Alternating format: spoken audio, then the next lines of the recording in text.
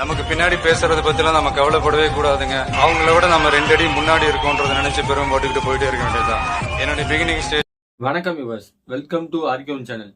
இந்த வீடியோல எந்த படத்தோட திரையம்சம் பார்க்க போறோம்னா, குபேரன் நம்ம தனுஷ் நடிப்புல டிஎஸ்பி இயக்கத்துல மியூசிக்ல வெளிவந்திருக்க படம் தான் குபேரன். இந்த படத்தோட டைரக்டர் சேகர் கமல்நாத். அவருடைய இயக்கத்துல வந்துருக்கு. கிட்டத்தட்ட 3 வருஷம் உழைப்புல படத்தை ரிலீஸ் பண்ணிருக்காங்க. இந்த படத்தோட ஒன்லைன் ஸ்டோரி பார்க்கறதுக்கு முன்னாடி இந்த சேனல்ல வீடியோவை இப்பதான் முதல்ல பாக்குறீங்கன்னா மறக்காம கீழே இருக்க ரெக்டில் சப்ஸ்கிரைப் பண்ணி நம்பிக்கோங்க. வாங்க வீடியோக்குள்ள போலாம்.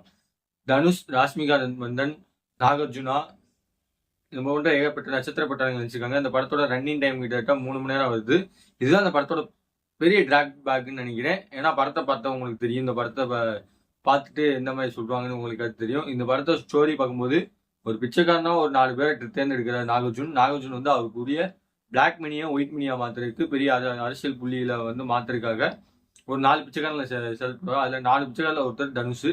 அந்த தனுஷ் நான் பணத்தை மாத்தி கொடுக்கல எந்த அளவுக்கு ஹெல்ப் பண்றாரு அப்படின்றது தான் இந்த படத்தோட ஒன்லைன் ஸ்டோரியை நம்ம டேரக்டர் வச்சிருக்காரு. டிஎஸ்பி பேக்ரவுண்ட் மியூசிக் இந்த படத்துல பக்கபலமா இருக்கு.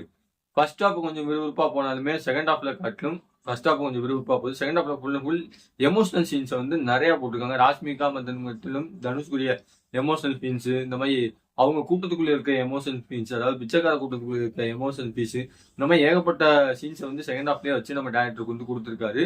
இந்த படத்துல ரைட்டிங் சேகர் கமல் அவருடைய திரைக்கதை வந்தா இந்த படத்துல பார்த்தாலே தெரியுது. படத்துல பெருசா நடிச்சது நாகார்ஜுனா, தனுஷ், ராஷ்மிகா மந்தன், ஜிமினி, அப்புறம் திலீப் சந்தர். இவங்க தான் படத்தோட மெயின் ஸ்டோரியா நடிச்சுக்கிட்டு இருக்காங்க.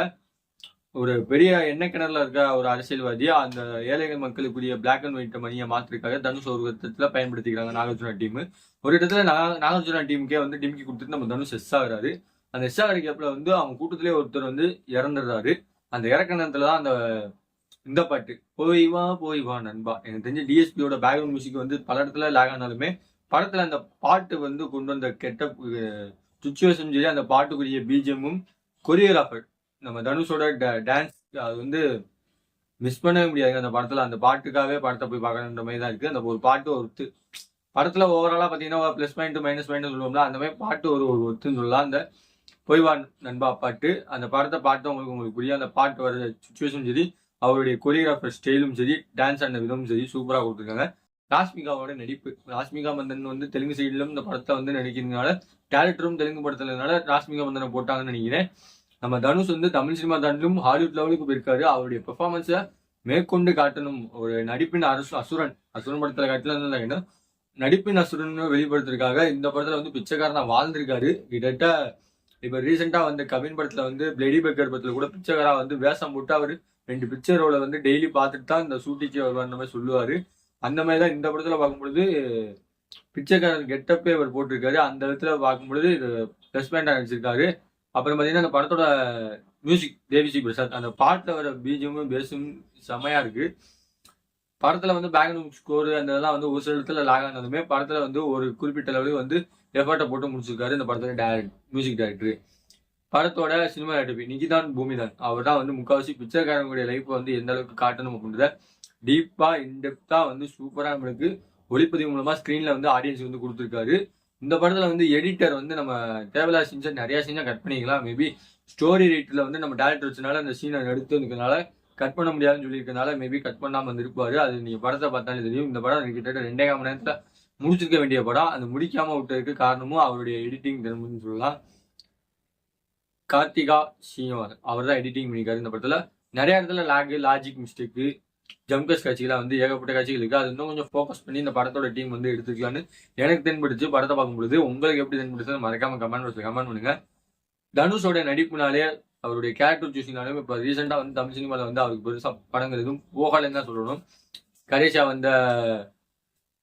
திருச்சிற்றம்பலம், அப்புறம் அவருடைய டைரக்ஷன்ல நிலவுக்கு என்னடி என் மேல கோவம், அந்த படத்தை பார்த்த பூரா பெரும் பாவம். அந்த மாதிரி தான் எடுத்து வச்சிருந்தாரு டேரக்டர் வேற யாரு நம்ம தனுஷ் தான். அந்த மாதிரி தமிழ் சினிமால மீண்டும் ஒரு கைகோர்த்து நடந்து வரும், அதாவது வளர்ந்து கம்பேக் கொடுத்தே ஆகணும்ன்ற ஒரு கட்டகத்துல குபேரன் இருந்துச்சு. படத்தோட டைட்டில் பெருசா இம்பாக்ட் ஆகல. சைலண்டான மூவில, அதாவது எந்த வித ப்ரொமோஷனும் இல்லாம சைலண்டா வந்துச்சு படம். சைலண்டா ஓடிட்டு இருக்கு. தமிழ்லையும் தெலுங்குலையும் அட் டயத்துல ஷூட் பண்ணா சொல்றாங்க. ஆனா அந்த அளவுக்கு இந்த ஷூட் பண்ணது மாதிரி தெரியல பார்க்க. சில இடத்துல பல இடத்துல டப்பிங் வாய்ஸ் லாக் ஆகுது. அது படத்தை பார்த்தவங்களுக்கு தெரியும். ஸ்க்ரீனில் வந்து அந்த லிப் ஸ்க்ரீன் அந்த இதெல்லாம் வந்து நிறைய இடத்துல மிஸ் ஆகுது. அது பெருசாக தெரியல. அவர் கம்பேக் கொடுத்தாரா இல்லையான்னு பார்த்தீங்கன்னா டெஃபினெட்லி படம் வந்து story wise action wise okay.